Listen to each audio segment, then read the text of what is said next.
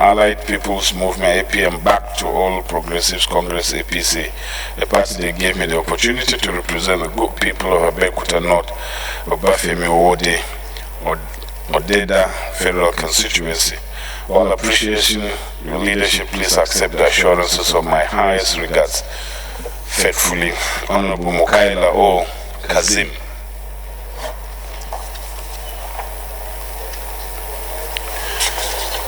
On the sad note, honorable colleagues, notice of transition. This with a deep sense of loss and gratitude for a life graciously and purposefully spent, the glory of the Almighty God, that I announce the transition of a renowned traditional ruler, His Majesty Eze Flight Lieutenant Robinson O. Robinson, retired CON JP, the Eze Ipeya Logbo of Ipeya Land, Ahode West River State. Eze Robinson O. Robinson was born on 13 March 1940 to a modest Christian family at Odereke, Ube, in Ahode West local government area of River State. In childhood, he demonstrated uncommon courage and bravery. His Majesty served meritoriously in the Nigerian Air Force and retired voluntarily as a flight lieutenant in 1979 when he was called to ascend the throne of Eze Ipe Logbo of Ipe Land.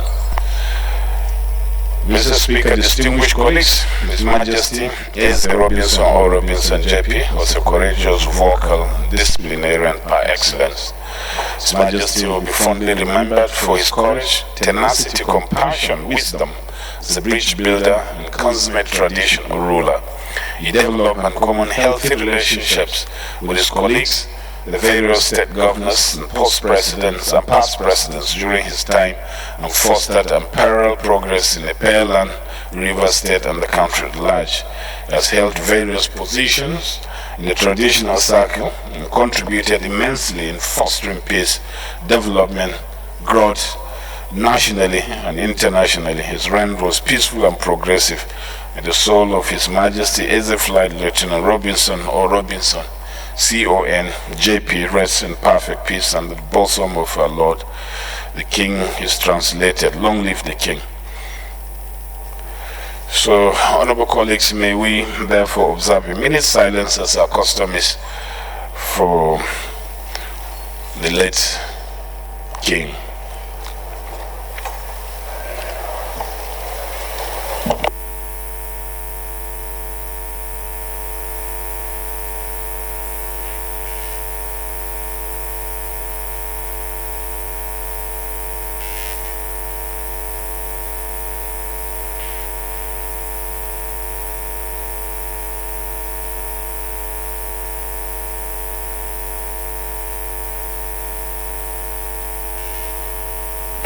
May his soul rest in perfect peace.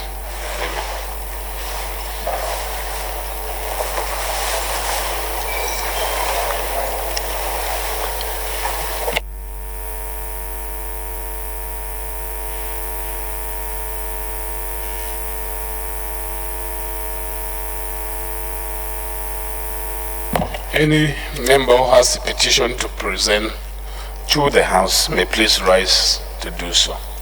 Any petition?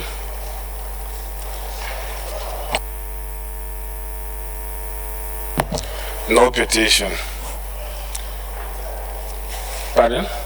Okay, only because Honorable EJ is not around. Presentation of reports. The first business of the day, honorable colleagues, presentation report, Conference Committee on Bill for Act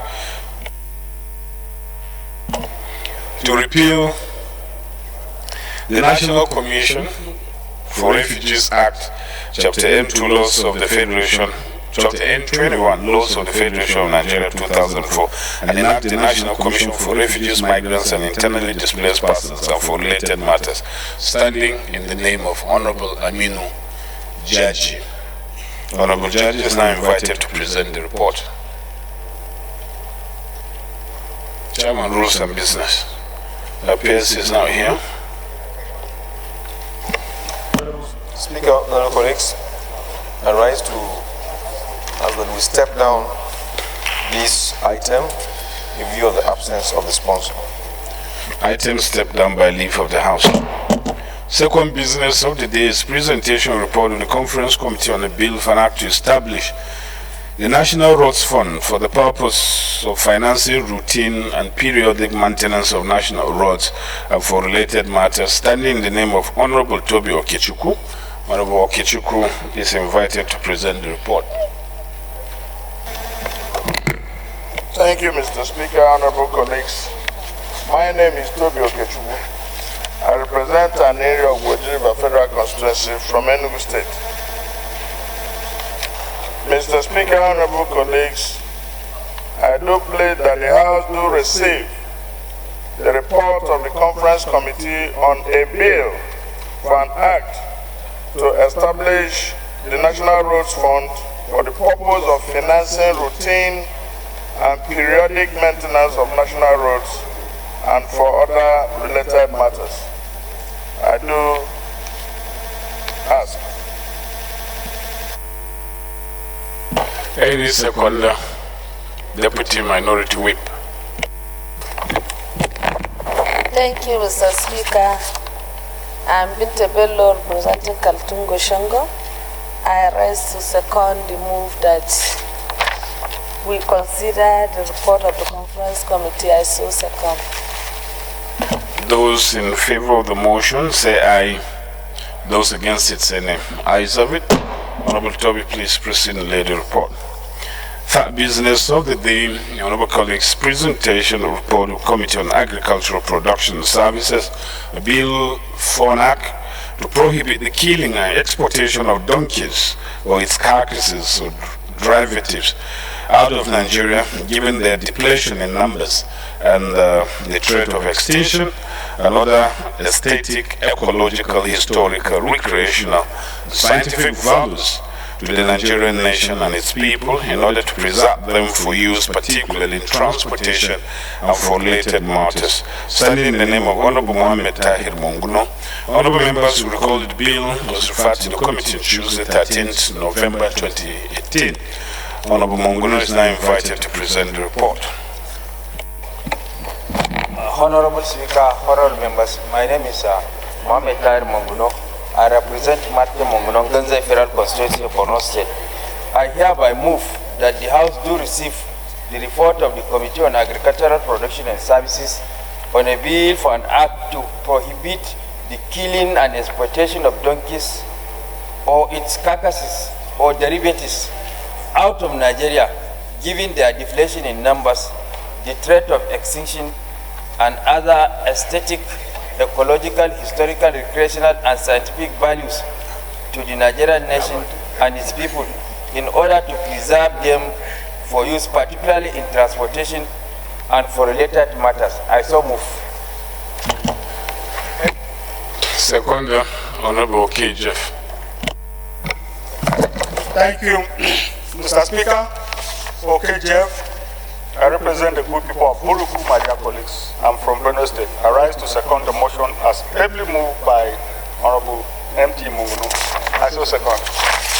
Those in favor of the motion say aye. Those against it say nay. Ayes have it. Honorable M.T. Munguno, please proceed and lay the report. First order of the day, honorable colleagues, the third reading. The bill for an act to amend the Economic and Financial Crimes Commission Act, Chapter E1, Laws of the Federation of Nigeria 2004, provide for quick recovery procedures for stolen assets, implement active pursuit of cases, build capacity and improve trust and cooperation with foreign counterparts, ensure adequate funding of the Commission, more independent and effective in the enforcement of economic and financial crimes, and to enhance effectiveness of the bill and for related matters. Honorable members will recall that the House adopted the report of the Committee of the Whole on the bill on Tuesday, 14th May 2019. I therefore call on the Leader of the House to move that the bill be now read the third time. My respected Speaker and colleagues, let's move on that bill for an act to amend the Economic and Financial Crimes Commission Act, Cap E1, Laws of the Federation of Nigeria 2004, to provide for quick recovery procedures for stolen assets, implement active pursuit of cases, build capacity and improve foreign counterparts, ensure adequate funding of the Commission, more independence and effective in the enforcement of economic and financial crimes, and to enhance the effectiveness of the bill within the third term. As so moved. Honorable M.T. Monguno. Honorable Speaker, honorable members, my name is Mohamed Tar Monguno. I represent Martin Monguno, Ganza Federal Constituency of Borno State. I hereby second the third reading of the bill as ably moved by the Leader of the House. Honorable colleagues, the question is that the bill be now read the third time. Those in favor of the motion say aye. Those against it say nay. Ayes have it. Clerk is invited to read the long title of the bill. Honorable Speaker, honorable members, the bill for now to amend the Economic and Financial Crimes Commission Act, Chapter E1, Laws of the Federation of Nigeria 2004, to provide for pre-recovery procedure for stolen assets, implement act for pursuit of cases, use capacity and improve trust and cooperation with foreign counterparts, ensure adequate funding of the Commission, more independent and effective in the enforcement of economic and financial crimes, and to enhance the effectiveness of the bill and for related matters. Third reading. Bill read the third time and passed. Second order of the day, honorable colleagues, the third reading of bill for an act to establish the Nigeria Police Trust Fund and for related matters. Honorable members will recall that the House adopted the report of the Committee of the Whole on the bill on Tuesday, 14th May 2019. Therefore, call on the Leader of the House to move that the bill be now read the third time. Respected Speaker, Secretary, colleagues, I ask the bill for an act to establish the Nigerian Police Trust Fund and for related matters related to the third time. As so moved. Honorable M.T. Honorable Speaker, honorable members, I hereby second the third reading of the bill as ably moved by the Leader of the House. Honorable colleagues, the question is that the bill be now read the third time. Those in favor of the motion say aye. Those against it say nay. The ayes have it. Clerk is invited to read the long title of the bill. Honorable Speaker, honorable members, the bill for now to establish the Nigeria Police Trust Fund and for related matters. Third reading. Bill read the third time and passed. Third order of the day is the third reading of a bill for an act to provide for establishment of Federal University of Technology, Auchi, Edo State, and for related matters. Honorable members will recall that the House adopted the report of the Committee of the Whole on the bill on Tuesday, 14th May 2019, and therefore call on the Leader of the House to move that the bill be now read the third time. Honorable Speakers, respected colleagues, I ask the bill for an act to provide for the establishment of Federal University of Technology, Auchi, Edo State, and for related matters related to the third time. As so moved. Honorable M.T. Second. Honorable Speaker, honorable members, I hereby second the third reading of the bill as ably moved by the Leader of the House. Honorable colleagues, the question is the bill be now read the third time. Those in favor of the motion say aye. Those against it say nay. Ayes have it. Clerk is invited to read the long title of the bill. Honorable Speaker, honorable members, the bill for now to provide for establishment of Federal University of Technology, Auchi, Edo State, and for related matters. Third reading. Bill read the third time and passed. Fourth order of the day, honorable colleagues, is the third reading of a bill for an act to establish the Federal College of Education, Akwate, Abia State, to provide full-time courses, teaching instructions, training in technology, applied science, arts, social sciences, humanities, and management for related matters. Honorable members will recall that the House adopted the report of the Committee of the Whole on the bill Tuesday, 9th May 2019. Therefore, call on the Leader of the House to move that the bill be now read the third time. Respected Speaker, Secretary, colleagues, I move the bill for an act to establish the Federal College of Education, Akwate, Abia State, to provide full-time courses, teaching instructions and training in technology, applied sciences, arts, social sciences, humanities, and management, and for related matters related to that. Honorable M.T., please second. Honorable Speaker, honorable members, I hereby second the third reading of the bill as moved by the Leader of the House. Honorable colleagues, the question is that the bill be now read the third time. Those in favor of the motion say aye. Those against it say nay. Ayes have it. Clerk is invited to read the long title of the bill. Honorable Speaker, honorable members, the bill for now to establish federal college of education Akwete, Abia State to provide full-time courses, teaching instructions, and training in technology, applied science and social sciences, humanities and management, and for later matters. Third reading. Bill read the third time and passed. Fifth order of the day is the third reading of the bill for an act to establish Federal Polytechnic Koko, Delta State, provide for equitable access to tertiary education in the country, and make comprehensive provisions for its due management and administration for related matters. Honorable members will recall that the House adopted the report of Committee of the Whole on the bill on Tuesday, 14th May 2019. Therefore, call on the Leader of the House to move that the bill be now read the third time. Our respected speakers and colleagues, I ask the bill for an act to establish the Federal Polytechnic Koko, Delta State, to provide for equity and access to tertiary education in the country, make comprehensive provisions for its due management and administration, and for little matters related to Honorable MT, please second. Honorable Speaker, honorable members, I hereby second the third reading of the bill as ably moved by the Leader of the House. Those in favor of the motion, honorable colleagues, the question is that the bill be now read the third time. Those in favor of the motion say aye. Those against it say nay. Ayes have it. Clerk is invited to read the long title of the bill. Honorable Speaker, honorable members, the bill for now to establish Federal Polytechnic Koko, Delta State to provide for equity and access to tertiary education in the country, make comprehensive provisions for its due management and administration, and for later matters. Third reading. Bill read the third time and passed.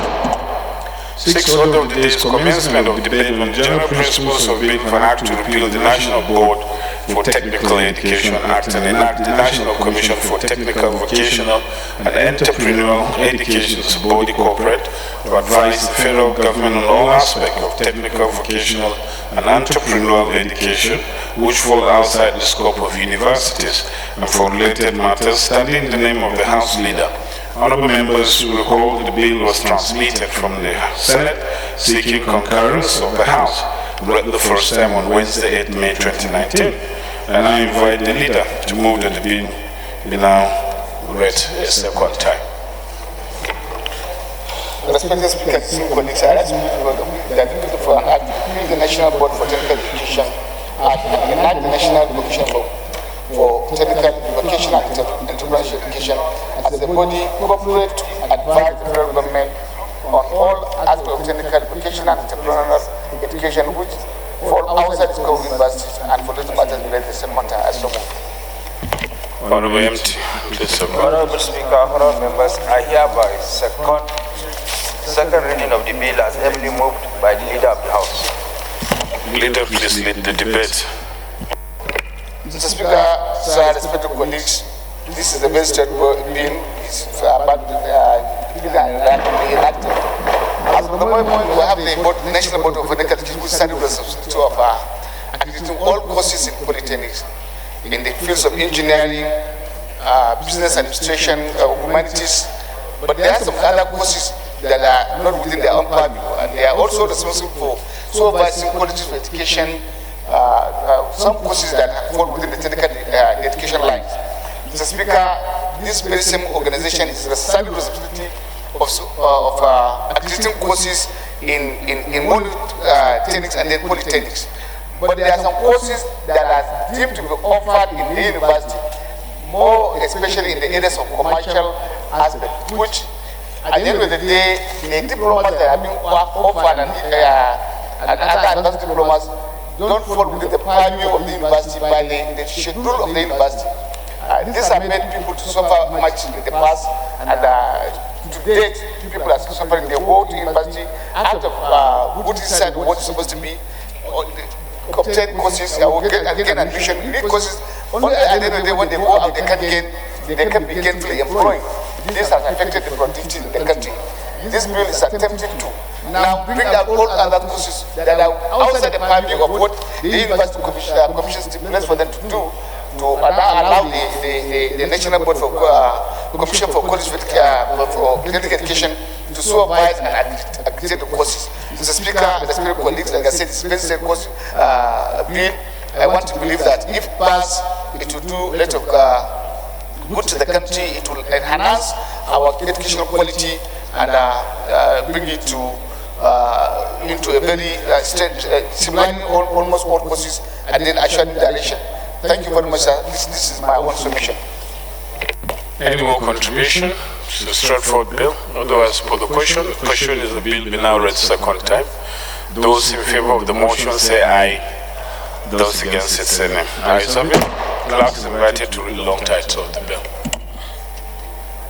Honorable Speaker, honorable members, the bill for now to repeat the National Board for Technical Education Act and the National Commission for Technical, Vocational and Entrepreneurial Education as a body corporate to advise the federal government on all aspects of technical, vocational, and entrepreneurial education which fall outside the scope of universities and related matters. Second reading. Bill referred to Committee of the Whole. Seventh order of the day is commencement of debate on general principles of bill for Act to repeal the National Health Insurance Scheme Act Chapter N 42 Laws of the Federation of Nigeria 2004 and enact the National Health Insurance Commission for related matters, standing in the name of the House Leader. Honorable members will recall that the bill was transmitted from the Senate, seeking concurrence of the House and read the first time on Wednesday, 8 May 2019. I now invite the Leader to move the bill be now read the second time. Respected Speaker, sir, distinguished colleagues, I like to move the bill for an act to repeal the National Health Insurance Scheme Act (CAP) N42 Laws of the Federation of Nigeria 2004 and enact the National Health Insurance Commission and for related matters read the second time as so. Honorable MT, please sir. Honorable Speaker, honorable members, I hereby second the second reading of the bill as moved by the Leader of the House. Leader, please lead the debate. Mr. Speaker, respected colleagues, it is another very straightforward bill. As for the moment, we have the National Health Insurance scheme, whereby it is a substitute of enhancing members of the public who want to ensure their own health. And the purpose of it is very clear that in the event of the eventuality, they can access good health at a very minimal price. But this very particular scheme has not covered lots of areas in terms of the scope of it. And now, many Nigerians, because of poverty level of the countries, are outside this very particular scheme. The attempt here is to open the window for many Nigerians, those even who are not working, to be able to access and then gainfully be in need in the scheme. This will improve our own health system in the country. Mr. Speaker, sir, respected colleagues, this particular bill has been tested in other clients of advanced country. If you are traveling out of the country, there are some other countries that will allow you entry until they are sure and certain that you have an insurance regarding your own health before they will allow you. So this is very important for us to open the window for those timid Nigerians that are very much below the average means of living to access it. Two, the state governments are outside the scheme, this very particular scheme.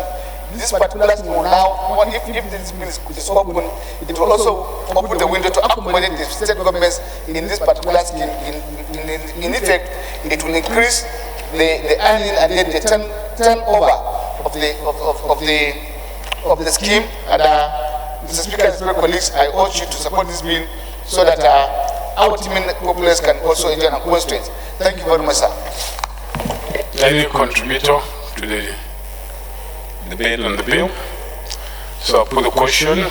Question is the bill be now read a second time. Those in favor of the motion say aye.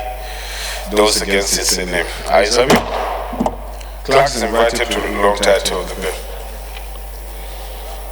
Honorable Speaker, honorable members, the bill for now to repeal the National Health Insurance Scheme Act, Chapter N42 Laws of the Federation of Nigeria 2004, and now the National Health Insurance Commission and for related matters.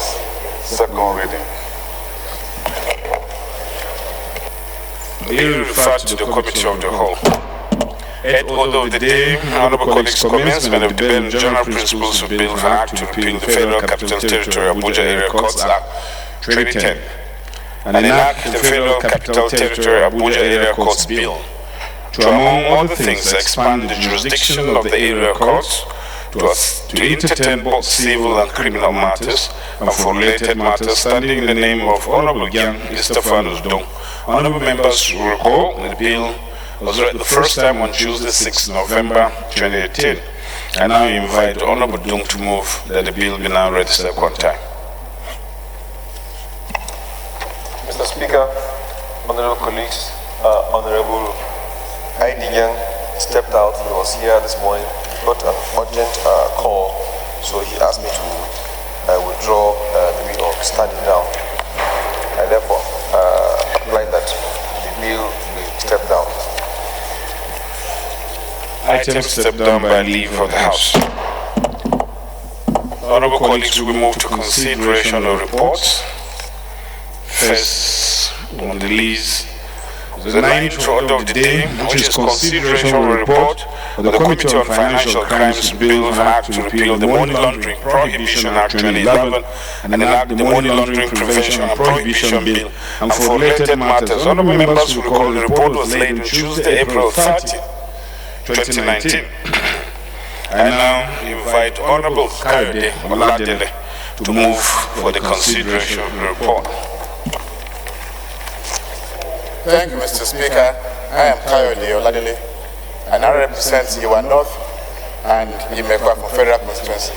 Mr. Speaker, distinguished colleagues, I am from the state, and I rise to move that the House do consider the report of the Committee on Financial Crimes on a bill for an act to repeal the Money Laundering Prohibition Act 2011 and enact the Money Laundering Prevention and Prohibition Bill and for related matters, and approve the recommendations therein. I so move. Any seconder? Honorable Nanda, good luck. Thank you, Mr. Speaker, distinguished honorable colleagues. My name is Goodluck Opia. I represent Ajebima Buda and the West Federal Constituency. I come from Imo State. Mr. Speaker, I hereby second the motion ably moved by Honorable Kayode. I so second. Those in favor of the motion say aye. Those against it say nay. Ayes have it. 10th order of the day, honorable colleagues, is consideration of a bill for act to eradicate the age discrimination against job seekers in federal government agencies and for related matters. Honorable members will recall that the bill was committed to Committee of the Whole on Wednesday, 17th April 2019. Honorable Edward Gyempajo will move for its consideration. Thank you, Honorable Speaker. Mr. Speaker, may I move that the House do consider the report on a bill for an act to eradicate the age discrimination against job seekers in federal government agencies and for related matters, HB 1502. I so move, Mr. Speaker.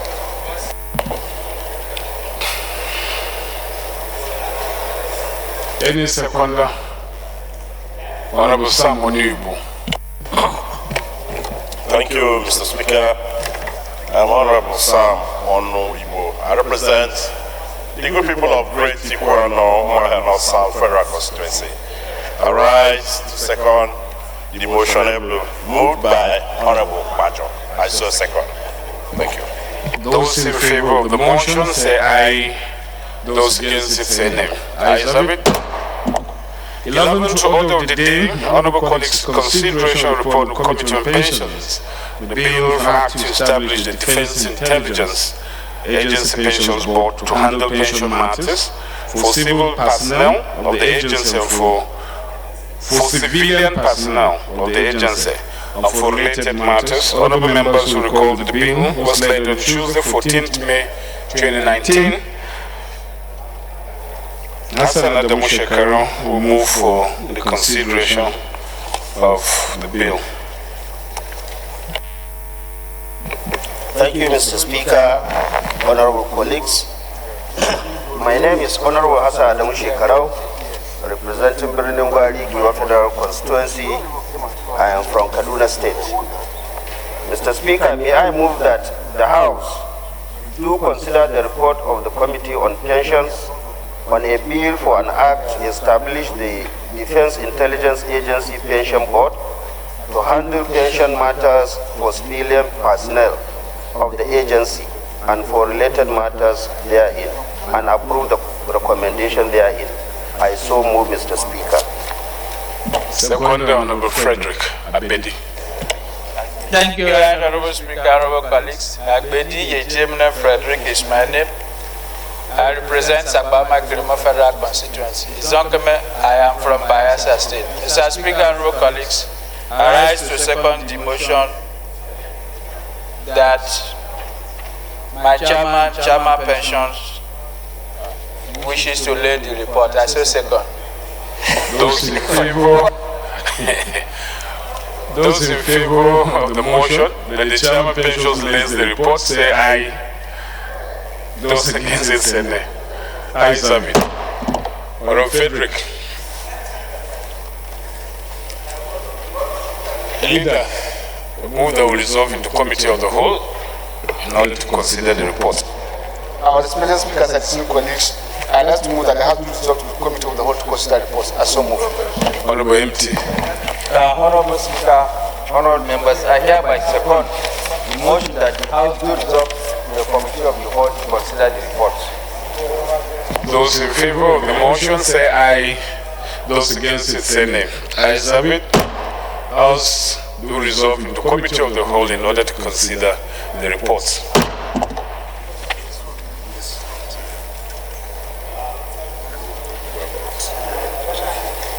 So I was said yesterday, I was saying this is too long.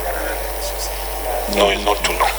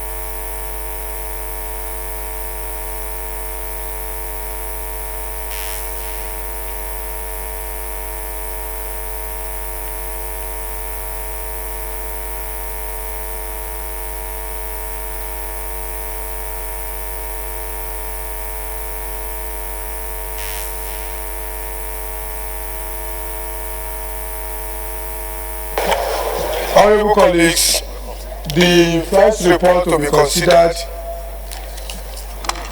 Anyway, I'm not going to take the other paper according to how they are listed because of the importance and the volume of the one on economic and financial crimes. That is the one we are going to consider last, because we have been warned that there are likely to be so many amendments to the clauses.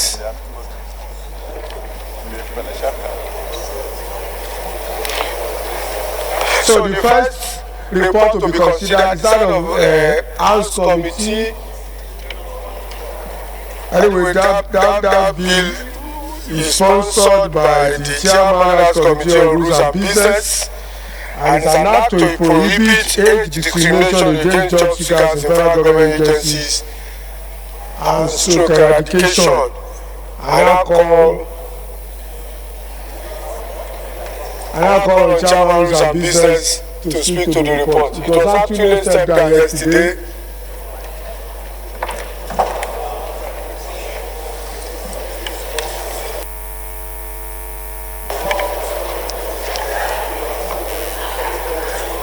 Abdulakim, go and sit down.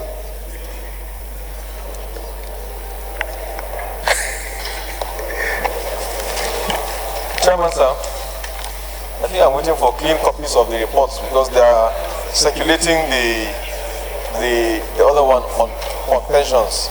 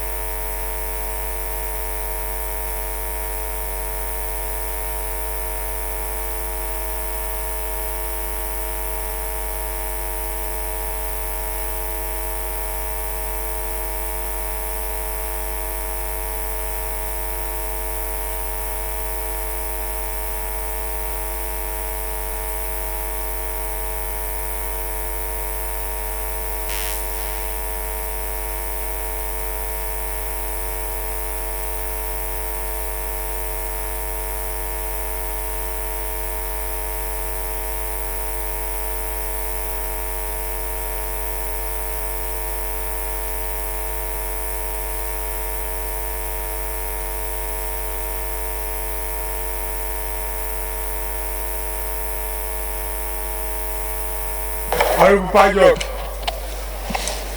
I'm ready, sir. Please go ahead.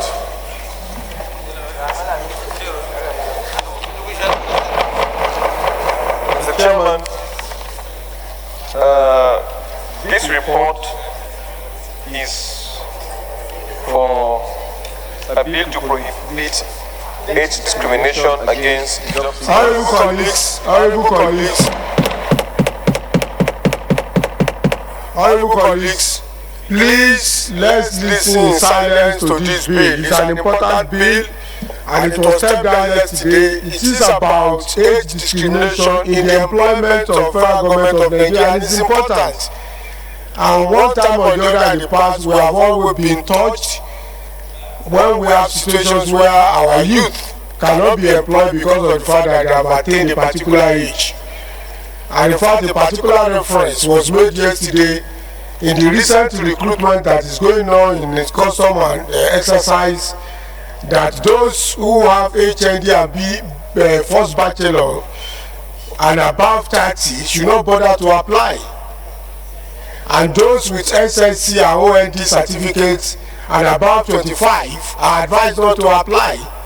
And so we are trying to make a bill, a law that is going to put to rest such age discrimination. So I expect colleagues to please listen attentively so that you can contribute. This is an important bill. So Honorable Pajok.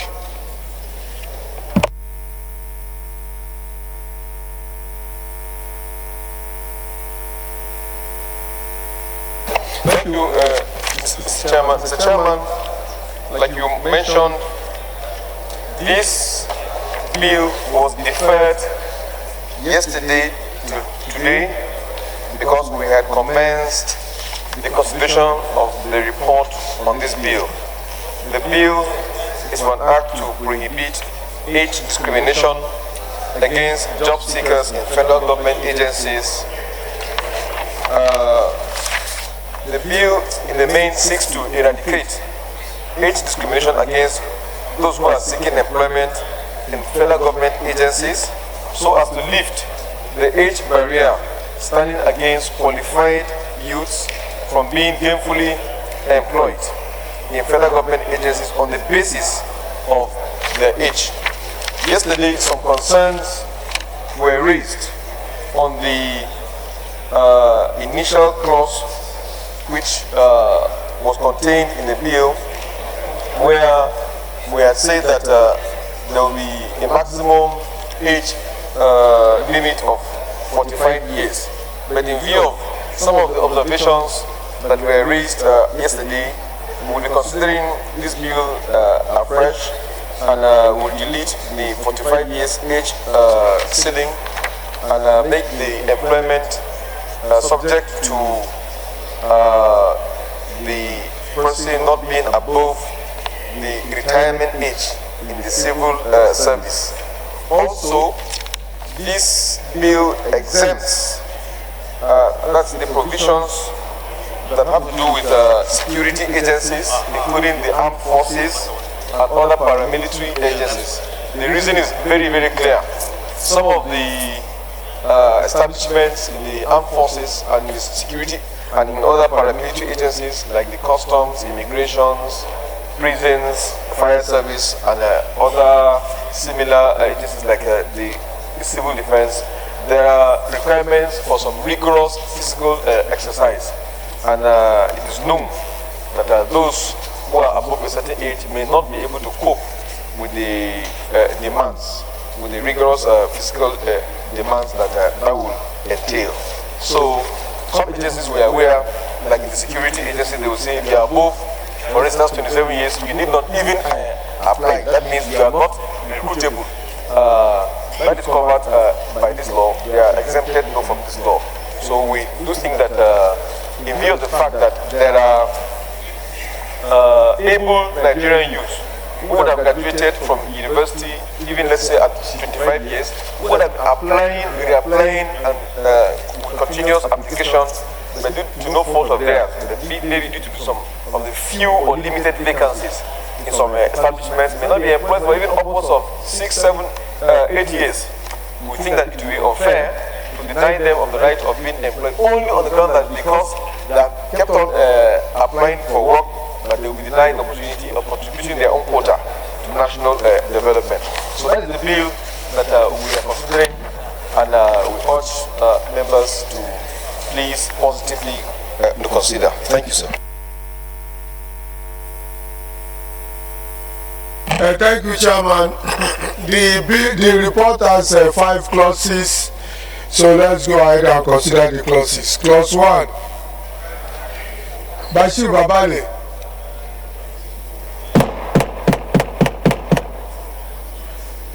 Clause 1, Kari. Clause 2, Abiante. Speak to the clause, please. Clause 2, the numbering, you have 2-1. I can't find any 2-2. So I don't think it may be necessary to have it as 2-1. It could just be 2, A, B, C, and D. Then C, I think something is missing after retirement, probably age also. Who may not have attained retirement age. Thank you.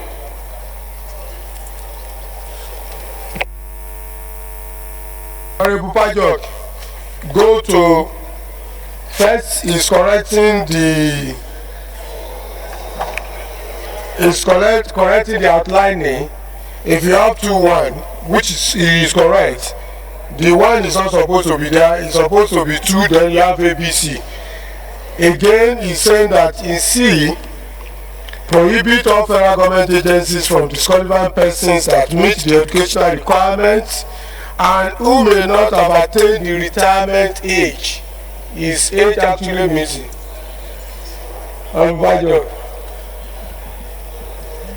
Read that.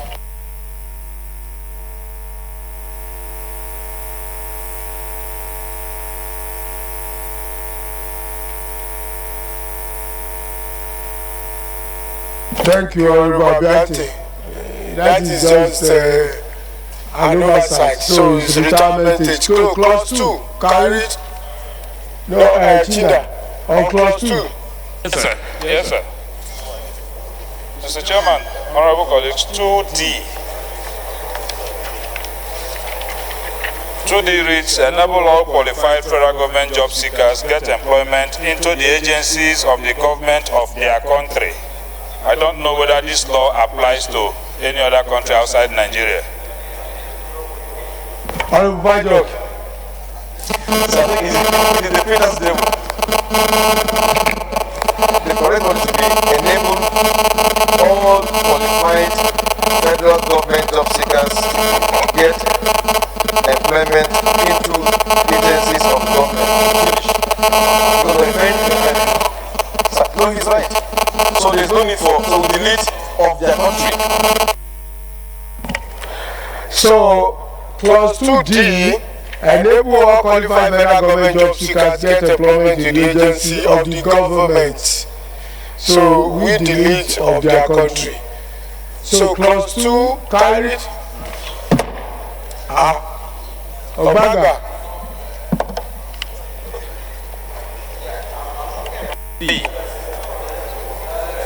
You also have, my hand has been up, Chairman. I said, prohibit all federal government agencies from disqualifying persons that meet educational requirements and who may not have attained retirement. There are 2 ways to get retired. But here we are talking about age, retirement age. So there should be age after retirement. Yes, it has been corrected. No, it doesn't. That's not what was corrected. You're talking of D. No. Okay, Honorable Obaga, come again. Please come again. You are confusing us. There are 2 ways of retiring. Yes, by age. In current situation. Or by just service. listen first. I don't know what can you retire by service or by age. Okay, you want service to be there. No, age, not service. We have corrected that. Age is there already. Okay. And service should be added, sir. No, he's not saying that. Let him say it. Honorable Bajok, and that is even a fundamental correction.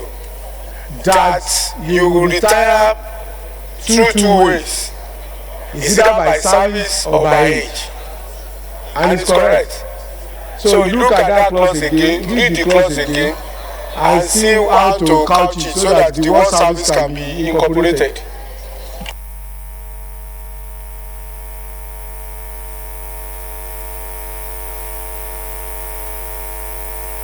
Recognize the chairman rules and business.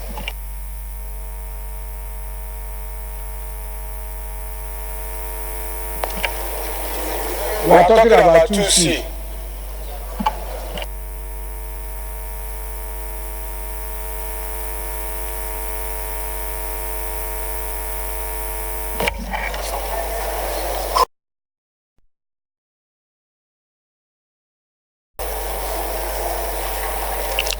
Okay,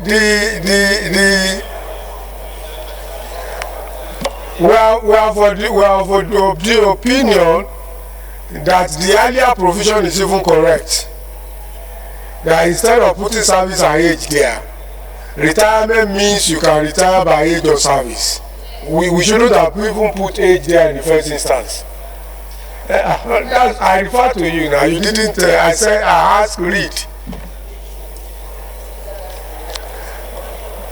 So apparently we are reverting to our earlier motion, and the age is no longer necessary in that provision.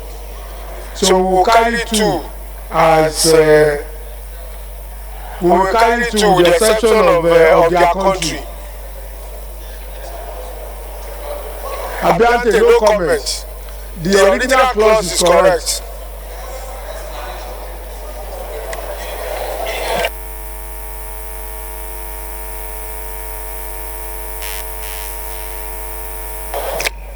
Thank you very much, Chairman and my colleagues. If we are going to retain the original sentence, I think we have to remove D from there. Who have not attained retirement instead of attained the retirement. Honorable Bajok, did you listen to him? I listened to him. In fact, I've just been looking at the entire sentence. I think it may be recouched for elegance. In terms of elegance, sir, because that day seems problematic. It does not really make it elegant. So we'll look at it to make it more elegant, sir. I can't get what you are saying. That we should remove the article D now, or you are referring that sub-clause to further count your words. I think we will do it now, sir. Okay, do it now before we now pass it. While you are doing that, clause 3 carried. How many people? Chinda, Soba, Abota. You said no. Okay, start with Chinda, please. Thank you, Mr. Chairman. On clause 3, if we look at the spirit behind the bill, apart from the title, an act to prohibit age discrimination against job seekers in federal government agencies, and indeed eradication. Clause 3 goes contrary to that. What clause 3 seeks to achieve is just to shift the age limit from clause 3. What clause 3 seeks to achieve is to move age limit from 30 to 45 years and not to eradicate.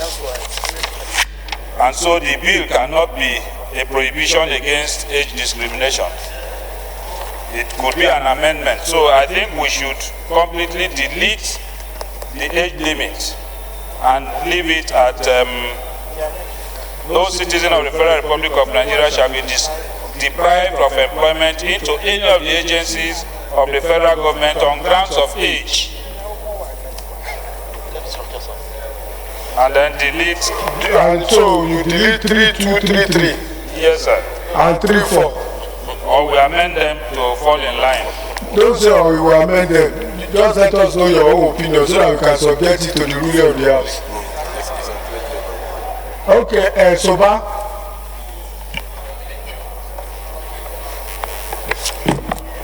Thank you, Mr. Chairman. My observation is on clause 3, subsection 4. The language there is not well drafted. It says that where a person to be employed into any of the federal government's agencies is found to be qualified, but of an age that is above the age limit specified for such employment, the abilities and or qualification of such person shall be had recourse. And so this is where the problem is. It is not well drafted. I think it should be where a person to be employed into any of the federal government agencies is found to be qualified, but of an age that is above the age limit specified for such employment, the agency shall have recourse to the abilities, qualification of such person, and then we should remove that shall be had recourse, and age of such person shall operate as a qualification. So let's get this thing right. Okay. Just sit first. Chinda, you have done an amendment, but just sit first.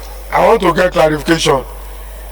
So you are trying to say that you are comfortable with 3-1, that the 2 and 3, that's the subclause of 2 and 3 should go, because we are originally not just sit first. So you write your amendment and you read. Soba, you write your own amendment and read. Not forgetting the fact that Chinda has proposed that sub 2 and 3 should go, because we're actually talking about age in the first instance and we should not mention age again. So let these two people write their amendment first.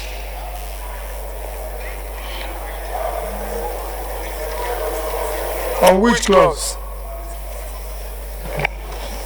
My observation is that, Mr. Chairman, you know, public service rules, also there is a limit that if you are taken into the public service, you will not be pensionable. So I think this bracket of 30 to 45, because I know if you don't work with 45 years in civil service, you won't be pensionable. That is a civil service regulations. Collins, don't confuse us. I think what you are trying to say, Collins, speak to the chair, please.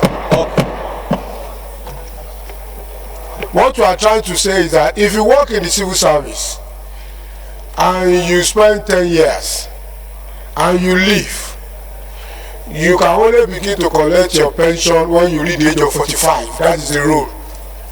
That is the rule. So at age 45, if you enter civil service and you leave at 60, you are pensionable. So what are you trying to import now? What I'm actually saying, because if we leave it open, but any citizen of Nigeria is 30 years and above, by removing that, it's going to be fast. Now, that means if someone is employed at 50, if at 50 or 55, Collins, you are not listening to the proceeding of this argument. We are going to end up removing sub 2 and 3, because in the first instance we started by saying this is purely age discrimination matter, and that in this bill we are going to try as much as possible to make sure that matters of age don't even reflect at all. So at the end of the day, what we are going to have is not going to have any age in the bill. So I'm only waiting for Chida to recouch 3-1 and Soba to recouch 3-4. We are going to remove 2 and 3. Mr. Chairman, my point is this: once you make it plain and you employ someone at 55, will he be entitled to be pensionable? Yes, when you spend 10 years, as long as you spend 10 years in the civil service. The retirement age is 60 years, sir. Yes, you enter 45. That means 55. Actually, I'm taking 55. 55? Yes. And that's your problem. How can you go enter at 55? There is already a rule that if you don't spend 10 years, you are not pensionable. No, don't bring complexity. Police, every detail of my life cannot be written in black and white. So if you go and enter civil service at 55, you are on your own now. You are your own. Where everything cannot be. Police, please sit. Police, sit. Sit. You can't enter at 55. You are already a grandfather. So why should you be entering at 55? Farouk. Mr. Chairman, sir, still on the age limit, Mr. Chairman. Mr. Chairman, I believe our intention is to increase the latitude for unemployed to get employment. But if you consider that limit of 45 years of age, in tandem with Honorable Farouk, let's do it like this, please. Honorable Farouk, please, Honorable Farouk, listen to me first. You have the floor. Sit. This bill is controversial. Yesterday we spent almost 1 hour on it. Let us adopt this procedure. Chida is going to do an amendment on 3-1. When we finish with 3-1, we go to 3-2, make your comment. We go to 3-3, you make your comment. We go to 3-4, you make your comment. So, Chida. Thank you, Mr. Chairman, my dear colleagues. I propose that we amend clause 3. Take clause 3 globally, just take 3-1.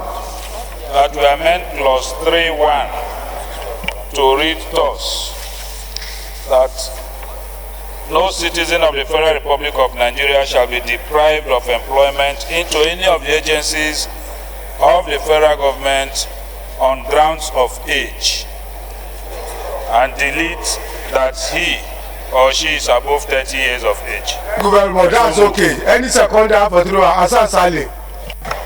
Thank you, Mr. Speaker, honorable colleagues, or Mr. Chairman, honorable colleagues. Hassan Saleh, I represent Agdo Ogwadi for Federal Constituency. I rise to second the amendment made by Honorable Chinda. Those in favor of that amendment say aye. Those against say nay. The ayes have it. So let's go to 3-2 now. So Farouk, you can talk now. Yeah, thank you, Chairman. And make sure you come with a valid motion. That is why so that we can get done with that too. That's why we are doing the consideration, sir. Okay. Subsection 2, sir. I want it to read that any citizen of Nigeria that is 30 years and above, but not above 40 years, shall be entitled to gainful employment within any. So the only amendment is instead of 45 to 40. And my reasons to limit it to 40. Don't let us do law like that. I've been told that there is a law even in the civil service that is silent. It allows you to be employed even up until 45. So that provision is as it is. Okay. That there is a silent law there that you can be employed up until 45 years of age. Then the chair have it. At which one? 3-2. Okay. Mr.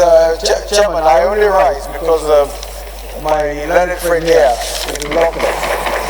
In relation to 3-2. You know, at all we speak Queen's English and we won't listen to him unless you keep silent. In relation to 3-2, I certainly don't understand the import of those provisions and what my colleague has just said. If we're trying to prohibit age discrimination in the federal government and its agencies, why on earth would we now put an age bracket in this clause 2? That in itself is discrimination. If, for example, following from what you've just said at 3-1, if you've removed the 30 years age, then of course it follows that it cannot appear in 3-2. That's number one, logically. And secondly, if what we're trying to do is prohibit age discrimination, why would you give a band of where someone can be employed? And I for one, Mr. Chairman, do not ascribe to that, to quash entirely 3-2. It has no place in this legislation. Okay, Atora's motion is that 3-2 should be deleted. Any second, Thank you, Mr. Chairman, sir. I rise to second the motion as proposed by Honorable Atowa. Yes. Those in favor of the motion that 3-2 should be deleted say aye. Aye. Those against say nay. The ayes have it. So that means if 3-2 is deleted, 3-3 is no longer necessary. Am I correct? So 3-2 is accordingly deleted. So we now 3-4 so far. I beg, let's 3-4.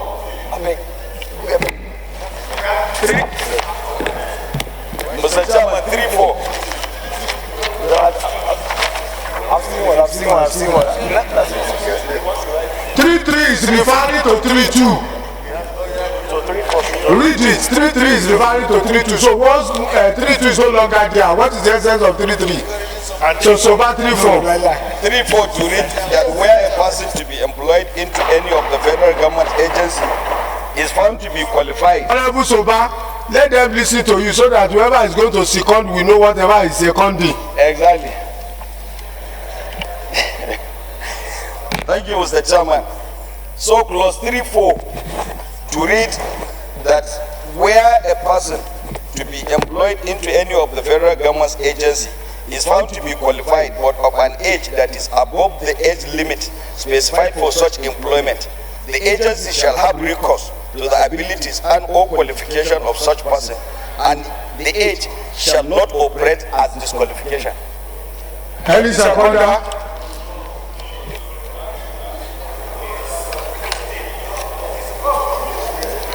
So far, your lawyer colleagues are saying it's repetitive. Mr. Chairman, but they should read how it was drafted earlier. I said the language was not explicit and there was maybe typographical error or something like that, but the language was not explicit. It doesn't have that legal tool. Let them check it and see. There is no option rather than to amend it. There is just no option, Mr. Chairman. Chinda, let them read it. Did you listen to Soba? Okay. And let Chinda speak. Mr. Chairman, from what we have done, that section is not even necessary. It will contradict the entire. Okay, so there is no seconder for you, so that 342 is automatically deleted. Yes, sir. But there is something. There is a place I'm also driving at. We have also been informed, like the military and paramilitary organizations. What we should do is to amend this section to create an exception that will accommodate the military and paramilitary. That was what 33 was trying to do, and you are not paying attention. That was what 33 was trying to do. But it's not clear. Okay, okay. Count something now that will clear and protect the military and paramilitary. Do it now. Do it. We'll give you time to do it.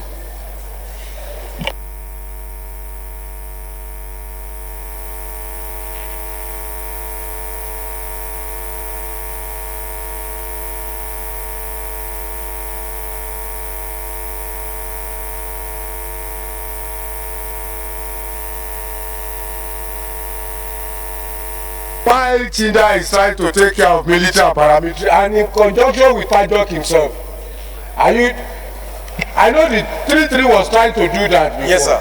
Now he's saying that it's not in tandem with the 3-1.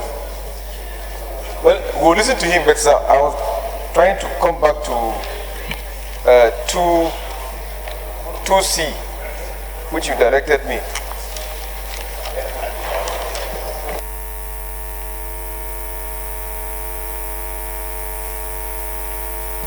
In view of what we have done, sir, I think that 2C itself may no longer be necessary, because if we are saying that we are prohibiting government agencies from disqualifying people, whether on grounds of educational requirement or have not attained that age requirement, I think that the 3-1 itself is already very, very strong.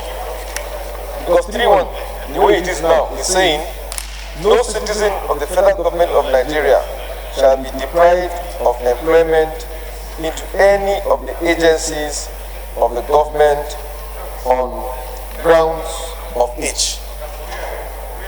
That is what is contained in 3-1. And this is a very strong provision, sir. It means even if you have 46 years and you want to apply. Okay, honorable colleagues, you see, that was why at the beginning of the consideration of this report, I specifically put a remark that we have to listen very well. Don't look very simple but very trickish. That with the provision of 3-1 now,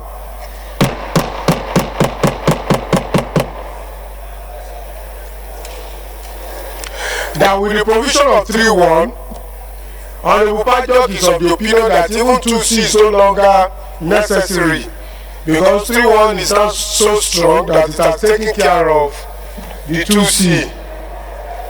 So in retrospect, we are going to leave 2C out from the clauses rather. So let it appear in your record that 2C is no longer part of what we have approved. So we are only left with one clause in 3C that is going to take care of the military and paramilitary before we move ahead. Fred, you are frowning your face. Are you lost? Fred Agbedi, are you lost?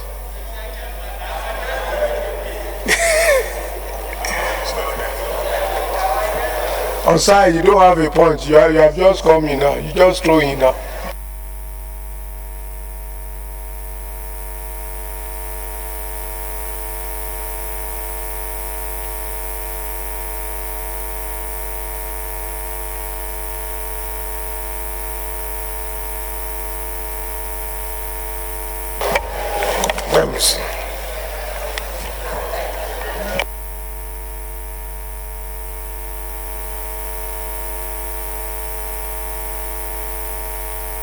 Okay, Chida, you must take care of the fact that I do not think there is any act of the military that specifies age. I don't think so. So you have to be sure that when you are counting your thing, it does not refer to any of their policies as laws. I just want to be straight to say we can add a new clause to read that the provisions of this act does not apply to recruitment into the military and paramilitary organizations in Nigeria. Okay, anybody that listen to Chinda, I would like to second. Honorable Solomon Mare. Thank you, Mr. Chairman. My dear colleague, Solomon Maren is my name, and I represent Mangu Bokos from Plateau State. I rise to second the amendment ably moved by my colleague. I saw second, Mr. Chairman. Thank you. Those in favor of the motion say aye. Those against say nay. The ayes have it. So what we have passed now is that clause 2 no longer have C. So you remember accordingly. Then clause 3 we now have A, which is 1, because it's not right to say 3-1, it's either 3A. Then it will now have B, 3B. Other ones are no longer there.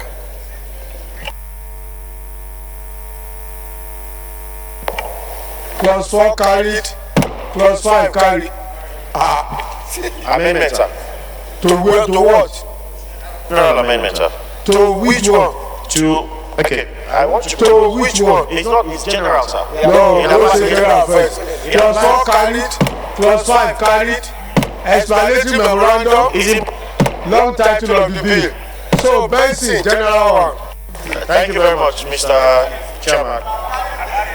No, 1 second, sir. It's going to help the entire bill amendment process. Sir, anywhere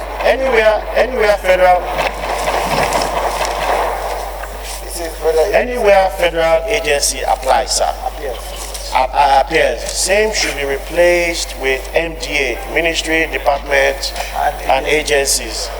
We only have federal agencies in. Why?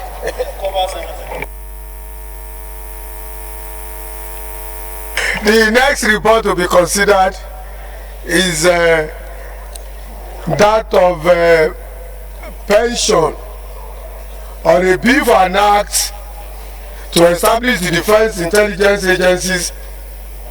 Agency Civilian Pension Board to handle pension matters for personnel of the agency and for related matters. And I invite Chairman House Committee, is it Chairman House Committee on Pension or Wole Okay? Chairman Pension, speak to the report.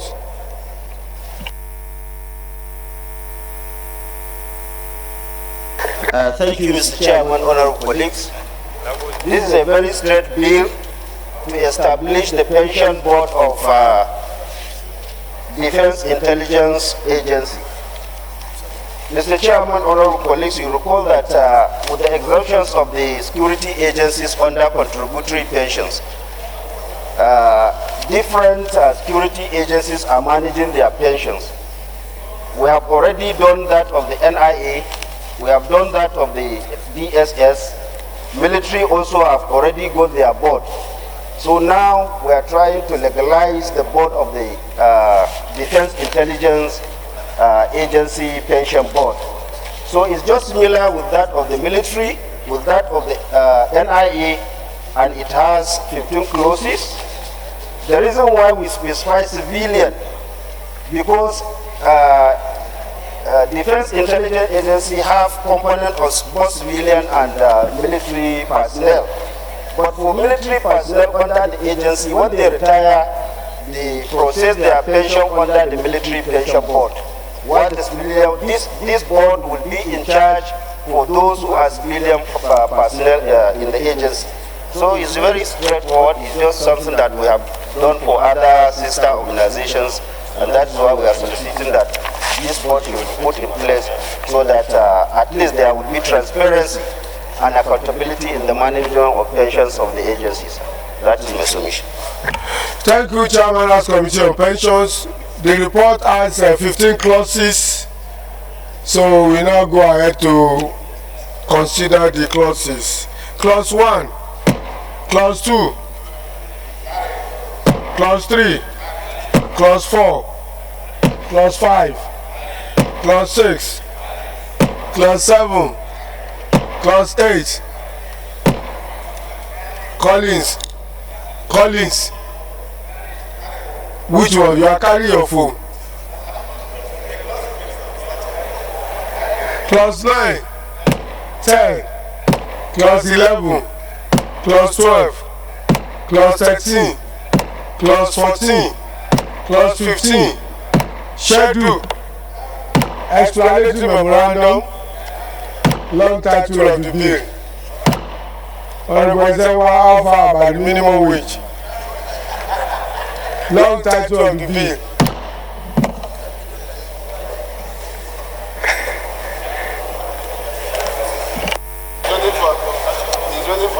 Honorable Zakari Mohammed, can you sit down properly, please? You are leaning too much on the rest. Zakari Mohammed, sit down properly.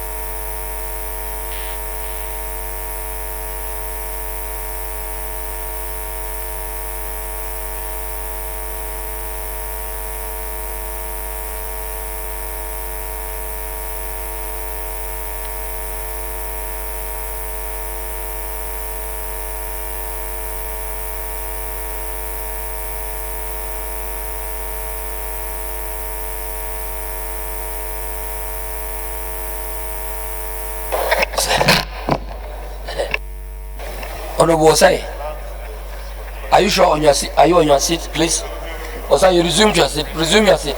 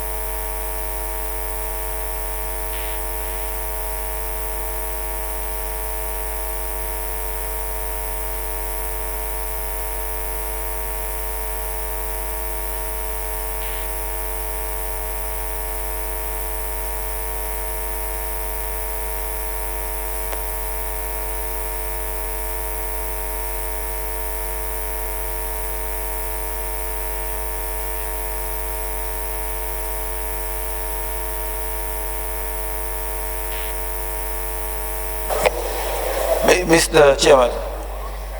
Chairman.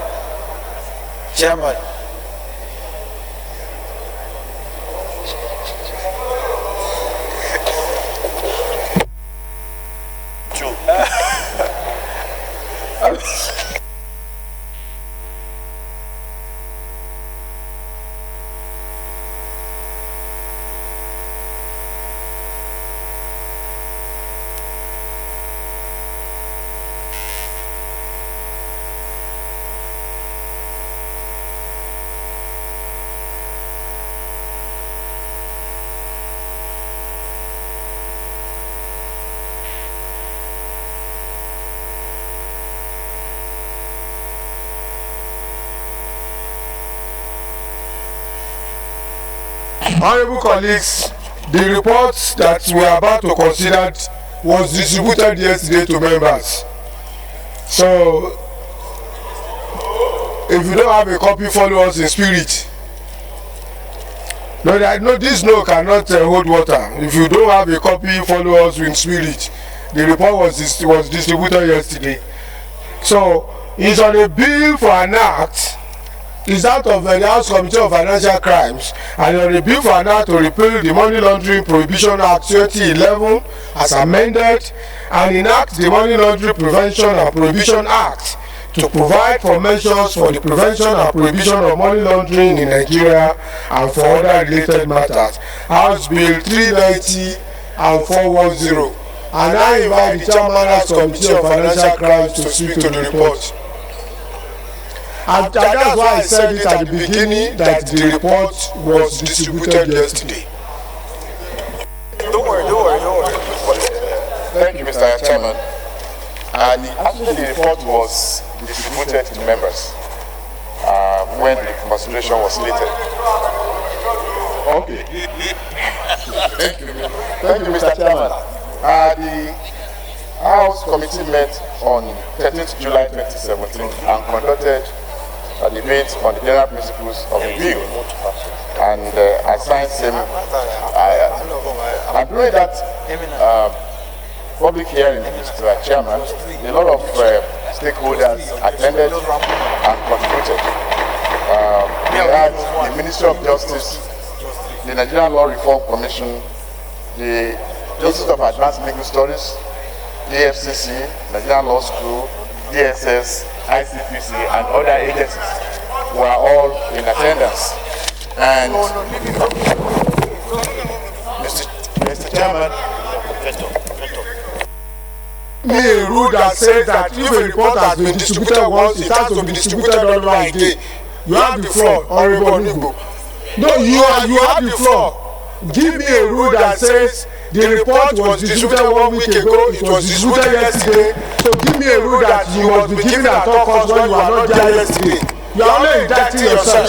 Mr. Chairman. You are only indicting yourself. There's no indictment. Please sit. There's no indictment, Mr. Please sit, sir. You are saying that we have to sit down here without making any contributions. I don't see how we can read the report alone and pass it.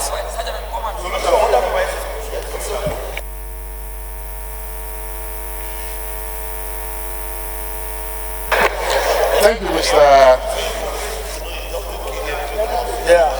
Thank you, Mr. Chairman. I know there's a coup being planned here.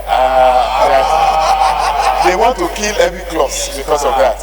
But may I please appeal to members that they should not kill any clause here.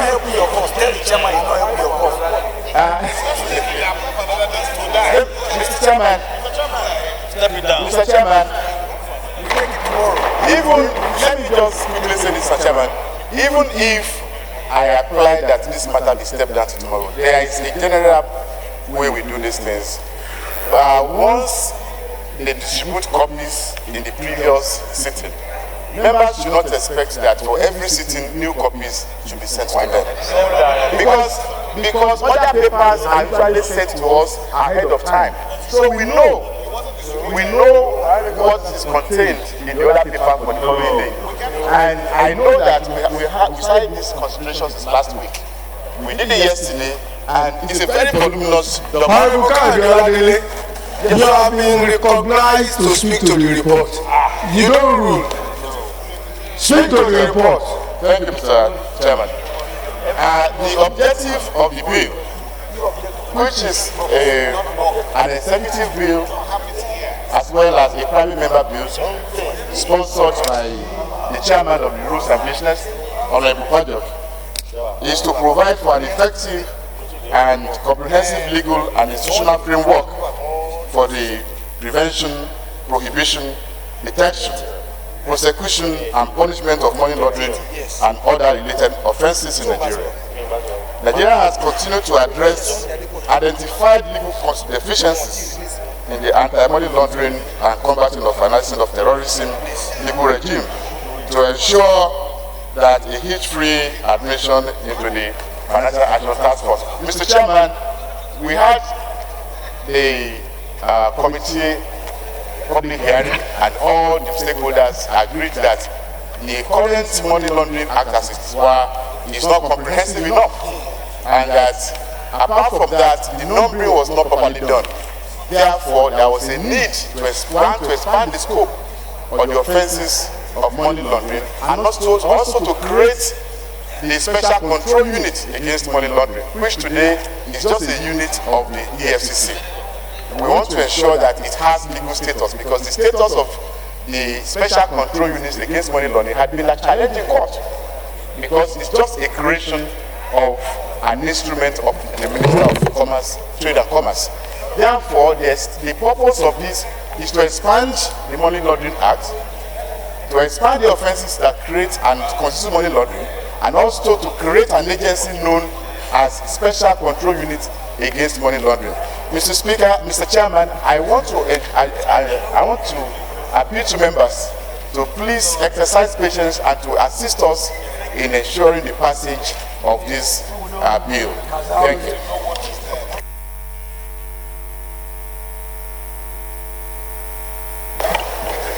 Thank you, Chairman. Honorable George.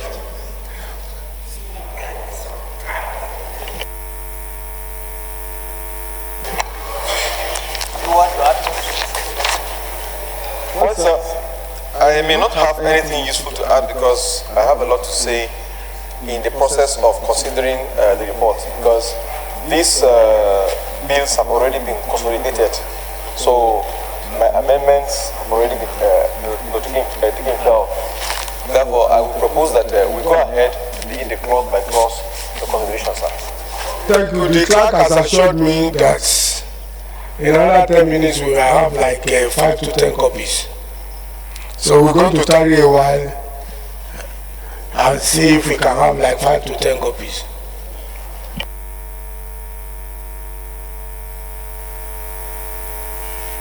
Atuma, be careful. This is don't let us do autogame for you, dear. We will do another autogame for you, dear.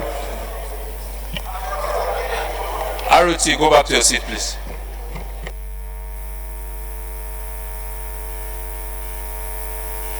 Atuma, we are going to do another autogame for you here.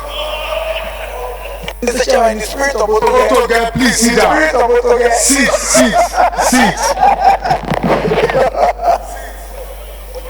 I just want to fill the time. Rather than be Parliament, it is improper for Parliament to be quiet. There must always be something going on in Parliament, Mr. Speaker. So I offer to filibuster whilst we wait for a period of 10 minutes. And let's see if I can actually make this filibuster. Atuma, you're on your own. This is not a monitor meeting. Sit down, Atuma.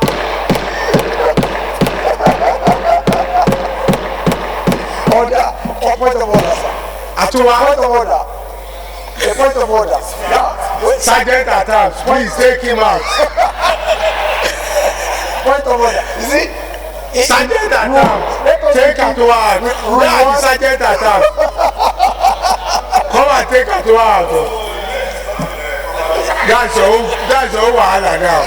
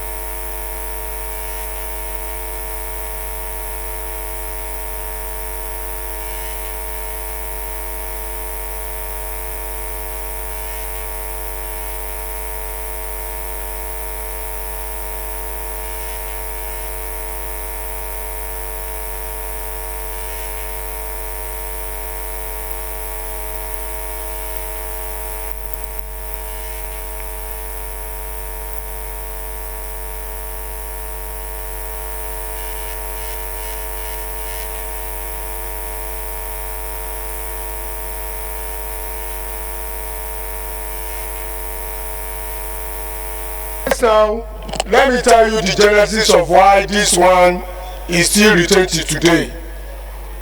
Yesterday, Honorable Pajok said he has looked through the bill itself and that is going to need a lot of amendments. And so that's why, because we want to give it a very due consideration, because whatever we approve today is affecting everybody, and so we're not going to set traps for people so that we know what we are doing. So we now start. The chairman of the committee itself has spoken to the reports, so we now go clause by clause. And on each clause, I will allow members between 20 to 30 seconds to read through and see if there are amendments at all. We are going to take an appreciable time to deal with the report. And you have spoken to the report. Okay. Thank you, Mr. Chairman, for recognizing me. Let me just say this. Honorable Pajok is one of the co-sponsors of this bill. He is the chair, yes, executive bill and his bill. An executive bill? Yes, and his bill. Consolidated. We had a public hearing. He is the chairman of the Rules and Business. If he knows that this bill, this report is going to have, after laying it's going to have a lot of amendments, I expect that we should sit down together before putting it and taking the members through the harrowing experience of now going through this very huge document. Give us an opportunity to sit down with him, to work the amendments, and then come back to report to them. Honorable Oladele, you are throwing another smaller into the wheel.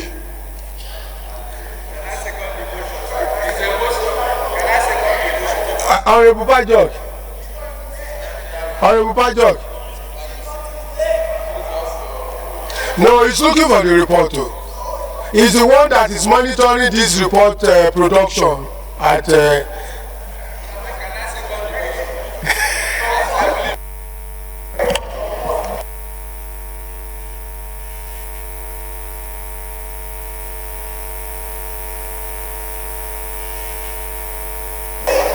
Chairman, sir. the floor, friend. Please sit. Chairman, I want to help the chair. Don't help me. I don't require help. Because I do not require help. Because he's already proposing that the bill be stepped down. Yes. Yes. That's his proposal, Mr. Chair. That's his proposal. Second.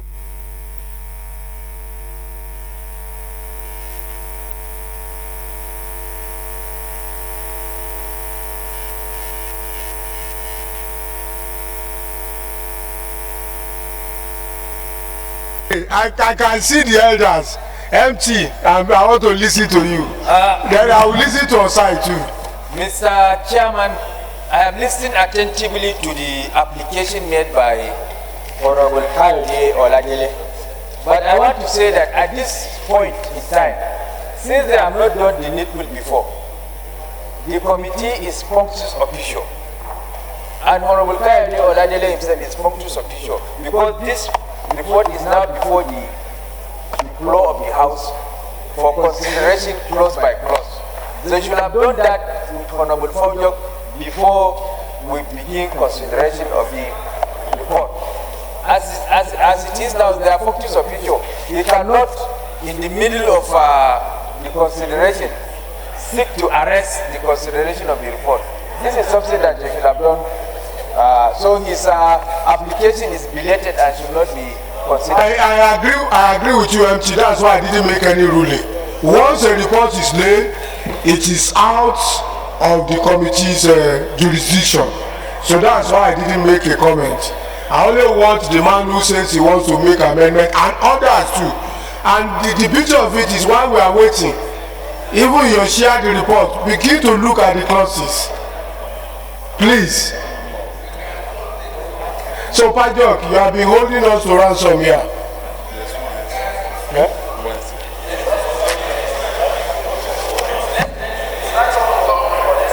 Major, please, we are waiting for you. We're going to start. Okay, you are sitting with. I stepping down. You are to one. So, clause 1. Clause 1. There is no motion. What is the motion? So, didn't you hear my ruling? That once a report is late, it is out of the jurisdiction of the committee. You see now, you see why I didn't give you report. You are not even listening. Clause 1. Clause 1, anything carried? Clause 2 carried? No copy. Point of order. Clause 2. Point of order. Point of order. Clause 3. Point of order. No copy. Point of order. No copy. Point of order. Are you point any of amendment order? on clause 3? No copy. Okay. Clause 4 now. Point of order, Mr. Speaker. Mr. Chairman. You don't have copy. Point of order. Point of order. Chair. Point of order. Point of order. Point of order. Clause 4, sir. We never get one. If we look at page 5. Point of order, Mr. Chairman. Point of order. Yes. Thank you, Mr. Speaker. Mr. Chairman, clause 1 was not carried. The boys vote, those who said no are more than those who said nay. It wasn't carried. We all said not carried, and you went ahead. It wasn't carried. So if you want, you can report it again, but it was not carried. What is your point of order now? My point of order is that clause 1 that you passed was not carried. So what is your point of order? Your point of that you didn't rule. Honorable Baba, please. That you we are didn't doing a parliamentary job. Let him cite a point of order. That you didn't rule correctly. And so what is the point? So what is the point of order now? You want me to read? I can read it for you now. You are just contributing. What is the point of order? The ruling was not correct. So what is your point of order? My point of order is based on our rule. If the chairman rule and a member challenge the ruling, it could be ruled again or a division could take place. And so cite your point of order that you are challenging the ruling. Those sites, I know everything you have been doing is explaining the basis. What you are doing is not in your rule book.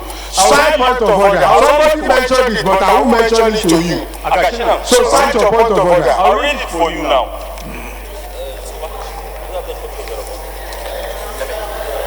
You what? No, you can't say something. He's challenging. He has to just cite the point of order to validate the challenge. Please don't let him do it. Give me 2 minutes, I'll come back. No. So, clause 4.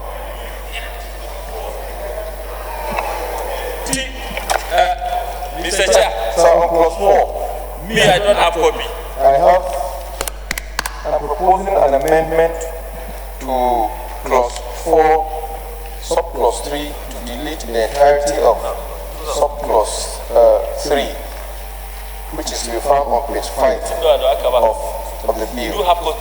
And my reason is that you have copy. If you look at you have subclause 3, A, B, and C, we are talking about purchasing or buying a property for inadequate consideration. Honorable Paddock, not to make the job cumbersome, any amendment you want to make, mention the clause, read the subsisting one, and do your amendment so that members can follow. So we are on clause 4 now, and you are talking about 4.3. 4.3. And which of the sub 4.3 that you are talking about? The entirety of 3. Let me read, sir. Honorable Adele, listen to him. Mr. Chairman. 3. He already had the floor. I will listen to you. For the purpose of this section, A person acquires property for inadequate consideration if the value of the consideration is significantly less than the value of the property. B, a person uses or has possession of property for inadequate consideration if the value of the consideration is significantly less than the value of the use or possession. And C, the provision by a person of goods or services which he knows or suspects may help another to carry out any unlawful act is not a consideration. So my problem with this is that we're talking about a money laundering law, and if you are buying property for inadequate consideration, it is considered significantly less than the value of the property. How does that fall under money laundering? Because money laundering is like you are cleaning up dirty money to become clean. And I know that our criminal code already takes care of when you go and purchase a property for significantly less than the value. So I'm wondering at the use of having this in a money laundering. Okay, let me ask you a question, At what point is money laundering act related to property? Is it when the money is traced to? Is it when the property is traced to having used the money laundered to buy the property, or what? Is that what you are against now? Because I am thinking that it's when you use the laundered money to go and acquire property. In fact, you are meant to even forfeit the entire property to the government. But to say, let us say a pencil that is valued at 50 kobo, you can buy it at 5 kobo. You can be charged under the criminal code. But to say that that amounts to money laundering by virtue of this act, I don't think it is justified. So that's why I am proposing an amendment that we delete all of subclause 3. You listen to his argument. Mr. Chairman, with due respect, I listen to the argument, but I really don't understand his argument.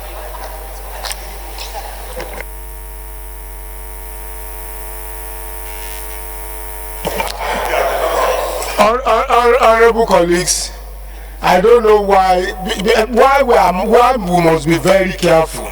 Why we must be very, very careful is that this bill is an executive bill. And if we are treating this bill the way we are treating it, if we know we want to pass this bill, let's pass it. If we know we want to step down for jobs to be done on it, let's do. But it's an executive bill. It's an the application of Kyle Joladele was not right in the first instance. When something is procedurally wrong, we must first of all tell ourselves that procedurally it was wrong, because when you lay a report on the floor, it is out of the jurisdiction of that committee. That must be stated in the first instance. I must not go ahead and treat this application as if it's correct. But my own fear now, my worry, is that this is an executive bill. And if we are being accused of not treating executive bill, and we are paying this attitude, I doubt what will happen. So if we want to follow this man to make diligent amendment, or want to step down, let's do something that is reasonable. Suggestion. So on this, I will listen to you like this. Deputy Minority Leader, after you, I come to this column. Then all your point of order are wrong. They are wrong. What I expected you sit, Madaki sit, Madaki 1121. Madaki sit. I'm coming under order 1121. Events are overtaking your point of order. That is not in our rule. Events are overtaking your point of order. Point of order. Yes, events are overtaking your point of order. When you raise a point of order, is the only rule that is instantaneous. When you raise point of order, it's instantaneous. You must cite the point of order immediately. You hold the house back for almost 10 minutes and you say the event has overtaken it. So sit. So the Deputy Minority Leader. Thank you, Mr. Chairman.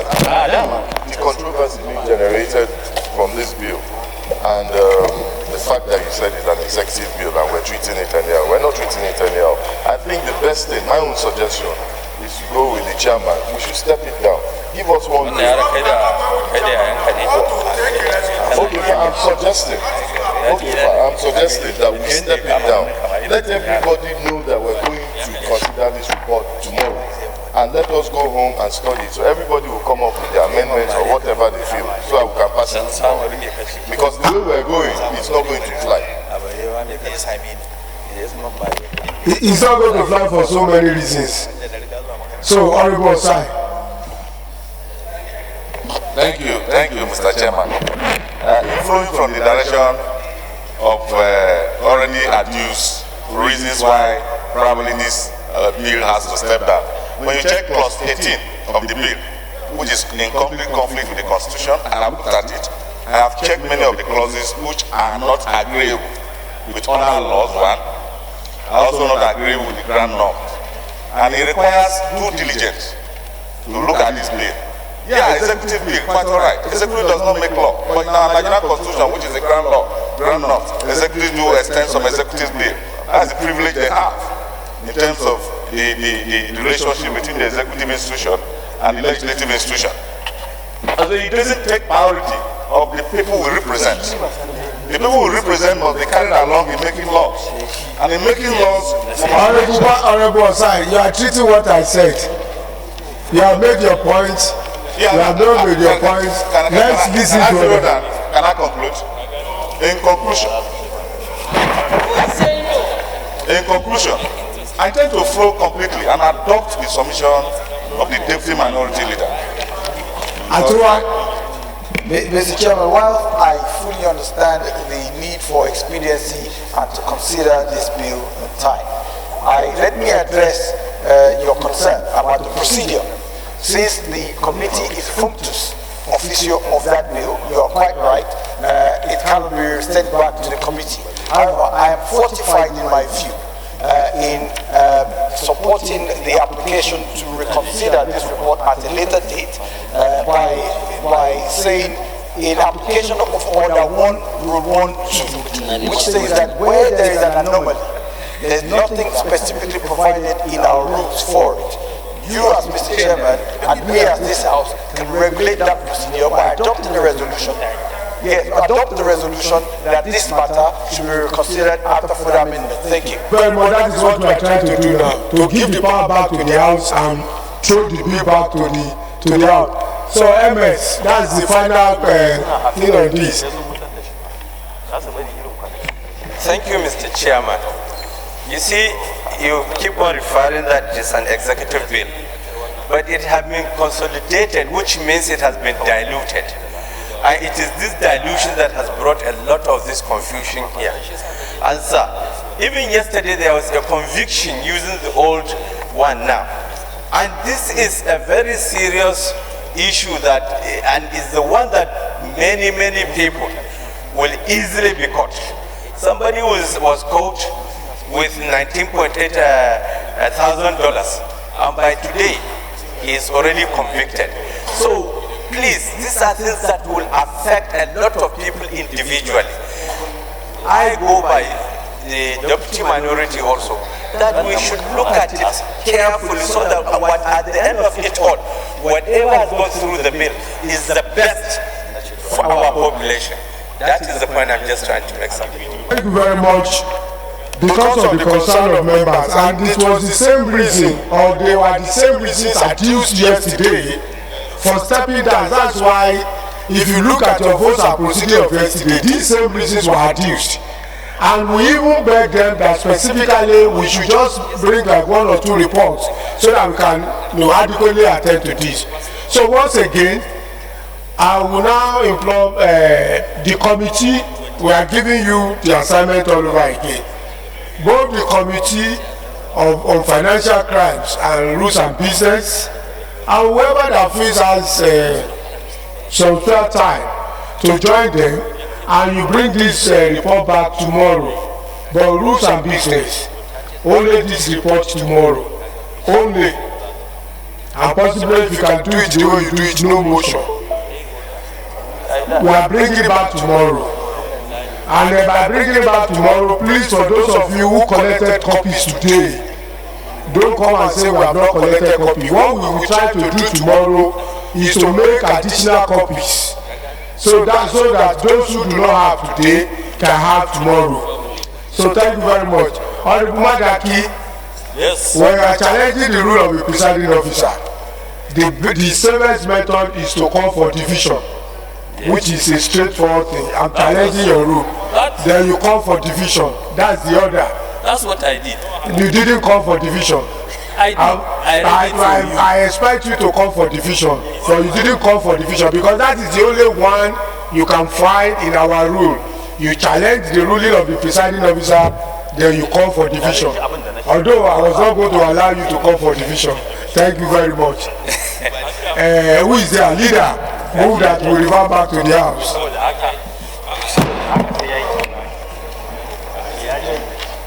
Mr. Speaker, Mr. Chairman, sir, Speaker colleagues, I rise to move that the House move plenary report progress. I so move. Mr. Chairman,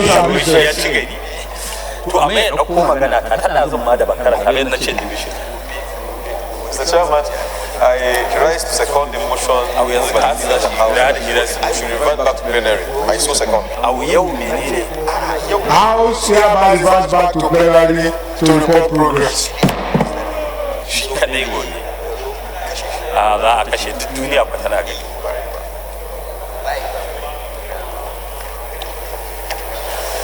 This one, Jakara bill.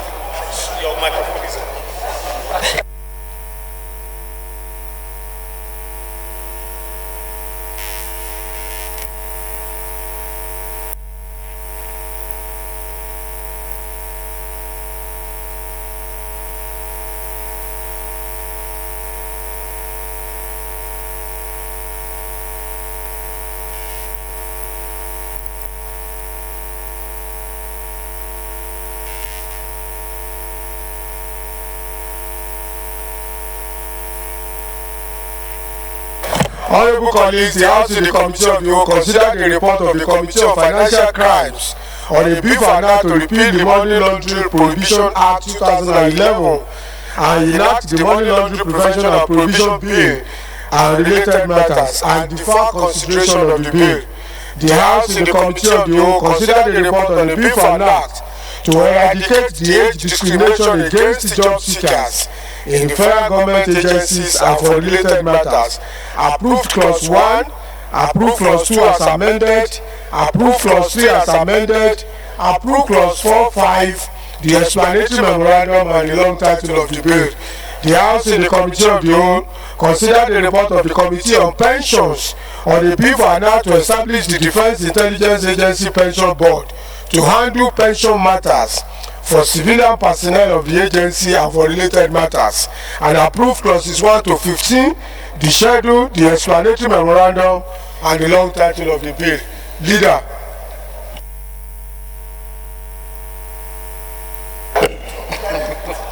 Mr. Speaker, sir, respected colleagues, I ask to move that the House will adopt the report of the Committee of the Whole. I so move. Chairman, Rules and Business. Mr. Speaker, I second the motion. Those in favor of the motion say aye. Those against say nay. The ayes have it.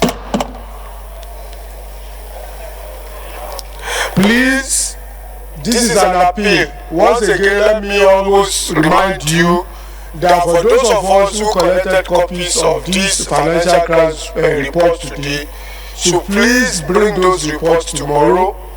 But we try as much as possible to provide for some so that other members can have. And don't forget that it's likely to be the only report we are going to consider. Leader.